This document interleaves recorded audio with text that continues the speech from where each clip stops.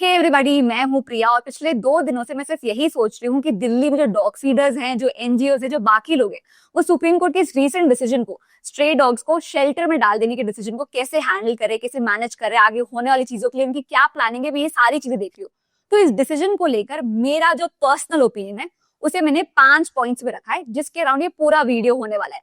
आप जरूर मुझे बताइएगा कि आपको क्यों लग रहा है कि मेरा ये जो ओपिनियन है वो सही है या गलत है। डिस्कोर्स के लिए, डिस्कशन के लिए, फेयर क्रिटिसिज्म के लिए मैं हमेशा ओपन रहती हूँ। अब 2 डिस्क्लेमर। पहला, मुझे इन्वायरमेंट से बहुत प्यार है, प्लस मेरा खुद का एक डॉग है, प्लस लोकेलिटी के सारे डॉग से मेरी अच्छी दोस्ती है, तो मेरा ओपिनियन आपको बायस लग सकता है। दूसरा डिस्क्लेमर, इस वीडियो से जीवन भर जो भी रेवेन्यू आने वाला है और इस महीने मेरे चैनल से जो भी रेवेन्यू आने वाला है सारे वीडियो से, वो पूरा का पूरा रायपुर के स्ट्रे डॉग्स को वैक्सीनेट, स्टरलाइज और फीड करने के लिए कंट्रीब्यूट होने वाला है। So if you are someone who does not want to contribute to this cause, you can stop watching this video, but if you are someone who is open to other people's opinion, keep watching. पहला point, तो जब ये case court में चल रहा था तब bench ने कोई भी इंटरवेंशन एप्लीकेशन लेने से मना कर दिया, ये कहते हुए कि दिल्ली एनसीआर में जो सिचुएशन चल रही है वो बहुत ही खराब है। तो इस केस में हमसे सॉलिसिटर जनरल तुषार मेहता की ही बात सुनेंगे। अब जैसा कि मुझे पता है और जैसा कि लॉ कहता है, किसी भी लीगल प्रोसीडिंग में किसी भी फेयर लीगल प्रोसीडिंग में आपको दोनों पक्षों की बातें सुननी होती है। तो अगर ये case human versus animal conflict का है, तो आपको एनिमल्स के बिहाफ पे एनिमल राइट एक्टिविस्ट की भी बातें सुननी ही होंगी। अब दोनों पक्षों की बातें सुनो और फिर एक फेयर डिसीजन दो, और इसी को राइट टू फेयर हियरिंग कहते हैं। दूसरा है ये कमेंट जो ये कहता है कि अगर कुत्तों से इतना ही प्यार है तो अपने घर क्यों नहीं ले जाते। ठीक है, सबको ले जाती हूँ, पर मुझे ये बताना कि क्या तुम मुझे डॉग्स के साथ सोसाइटी की लिफ्ट यूज करने दोगे? क्या सोसाइटी के पार्क्स यूज करने दोगे? क्या डॉग की जो नेचुरल लाइफ है उसे वो जीने दोगे? आप ये क्यों नहीं समझते कि अगर हम एज ह्यूमंस पैदा हुए, अगर हम इस दुनिया के मोस्ट इंटेलिजेंट बीइंग्स में से एक है, so with great power comes great responsibility, और ये हमारी ही रिस्पॉन्सिबिलिटी है कि हमें इस दुनिया के सारे लिविंग बीइंग्स का जीवन बेटर करना, ना सिर्फ खुद के लिए, वरना ना मोस्ट इंटेलिजेंट की जगह मोस्ट सेल्फिश बीइंग का टाइटल ले लेते। और ये आर्ग्यूमेंट कहना कि अगर मैं टैक्स पे करता हूं तो रोड पे चलने का हक मेरा ही होना चाहिए, फिर तो आपके पड़ोसी का पड़ोसी जो आपसे लाखों ज्यादा टैक्स देता है उसके पास तो एक्स्ट्रा राइट्स होने चाहिए, नहीं? तो इसी से जुड़ा जो दूसरा कमेंट आता है वो ये कि ऐसे बहुत सारे देश है जहां स्ट्रे डॉग्स की कोई प्रॉब्लम नहीं है, तो इंडिया में भी हम सेम मॉडल क्यों नहीं अप्लाई कर सकते? तो ये समझिए कि वो जो देश है ना, उन्होंने एक सिस्टमैटिक अप्रोच अपनाई, मास स्टरलाइजेशन किया, वैक्सीनेशन किया, इंफ्रास्ट्रक्चर को रेडी किया, वेटरनरी स्टाफ और डॉक्टर्स को ट्रेन किया, और फिर जाके एक फाइनल स्टेप लिया।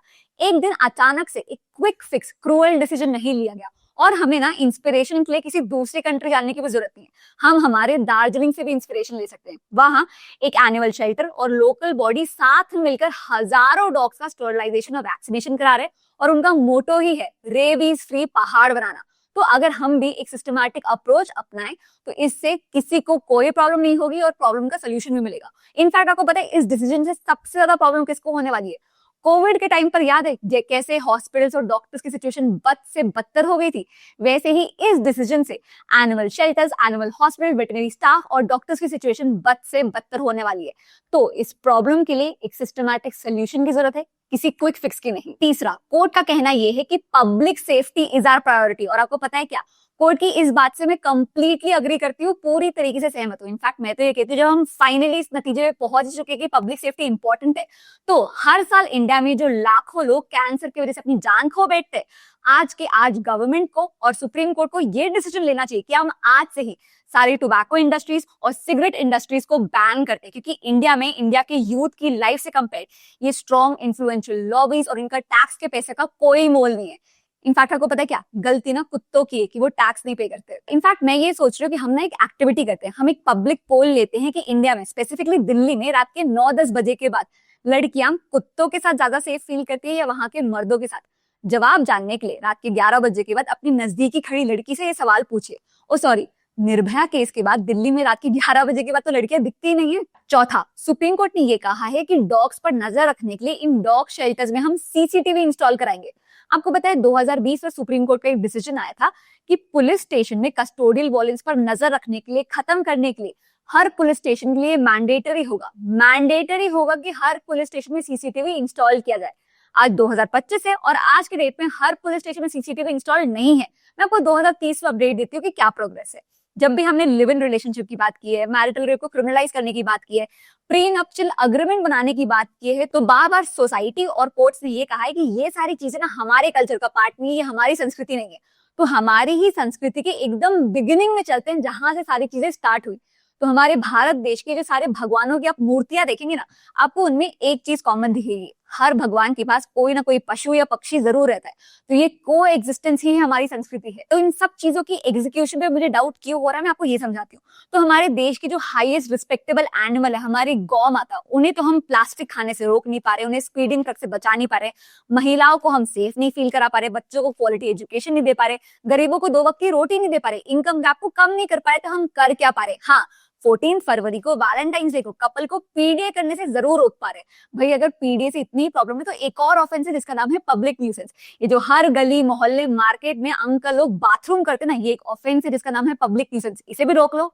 अब 5वां पॉइंट, और ये पॉइंट मेरा खुद का इंटरप्रिटेशन है, मुझे पता है ये काफी एक्सट्रीम है, पर मेरे हिसाब से जजमेंट भी एक नी जर्क रिएक्शन है। तो मैं बस क्या कर रही हूँ, इस प्रॉब्लम का जो सोल्यूशन निकाला गया वो सेम एप्लीकेशन में बाकी प्रॉब्लम्स के साथ भी लगा रही हूँ। तो हमारे इंडिया की सबसे खास बात क्या है कि हमारे यहाँ ना कोई रिलीजन सुप्रीम नहीं है, सुप्रीम कोर्ट या बाकी इंस्टीट्यूशन सुप्रीम नहीं है।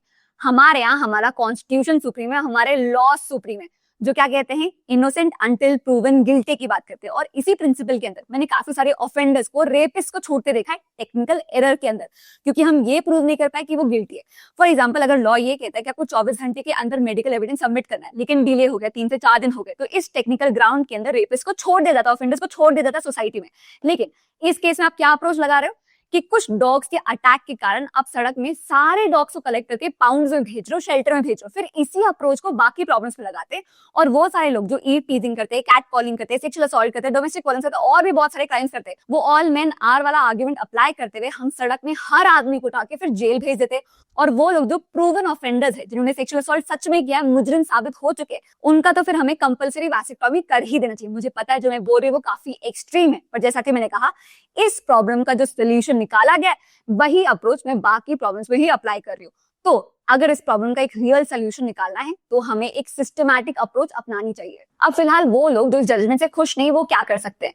तो 30 डेज के अंदर सेम बेंच के सामने आप रिव्यू पिटिशन के लिए फाइल कर सकते हैं।